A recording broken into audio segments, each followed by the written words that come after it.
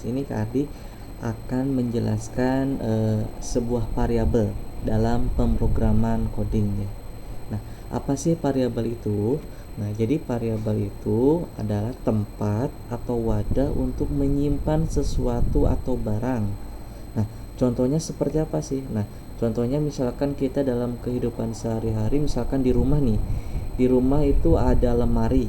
Nah, lemari itu bisa kita gunakan untuk menyimpan baju, celana, dan yang lainnya. Nah, lemari itu yang dinamakan variabel. Nah, variabel itu tempatnya, wadahnya. Nah, misalkan di sini ada variabel untuk menyimpan bola, menyimpan lingkaran.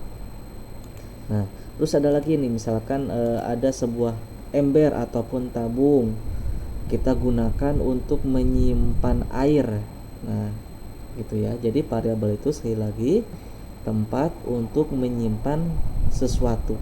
Nah, contohnya yang lain dalam Scratch itu bagaimana? Nah, Kadi akan menjelaskan terkait variabel. Nah, caranya kita akan membuat sebuah variabel. Nah, di sini kita pilih menu variabel, kemudian di atas ada make. Kita buat ya. Kita buat variabel ya. Buat sebuah variabel. Nah, nama variabelnya itu apa? Nah, kita bebas memberi nama variabel itu. Misalkan dia akan kasih nama poin ya. Jadi nanti dia akan membuat sebuah perhitungan penjumlahan. Nah, nanti hasilnya itu jika benar akan disimpan di variabel poin. Nah, itu ya. Nah, di sini udah muncul nih variabel poin. Nah, kemudian dia akan buat lagi variabel yang lainnya, yaitu variabel nilai. Nah, nilai 1. Nah, variabel nilai 1 ini akan digunakan untuk menyimpan nilai yang pertama, misalkan 1 tambah 2. Nah, nilai 1 itu akan digunakan untuk menyimpan nilai 1 ya. Misalkan nilai 1 di sini.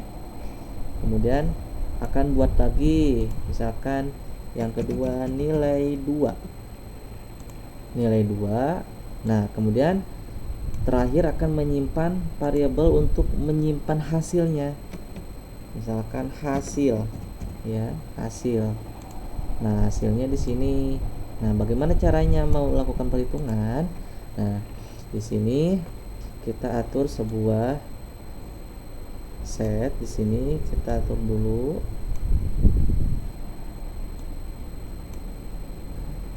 Nah, kemudian yang pertama kita ubah menjadi nilai 1 ya, untuk menyimpan nilai yang pertama. Kemudian nilai yang kedua. Nah, di sini angkanya tadi akan acak dari komputer ya. Akan acak dari komputer, misalkan nanti yang akan muncul itu 1 sampai 10. Yang angka 2 itu angka 1 sampai 20. Nah, kemudian kita akan menjumlahkan angka yang ada di nilai di variabel ya. Akan menjumlahkan nilai 1 kemudian dijumlahkan dengan nilai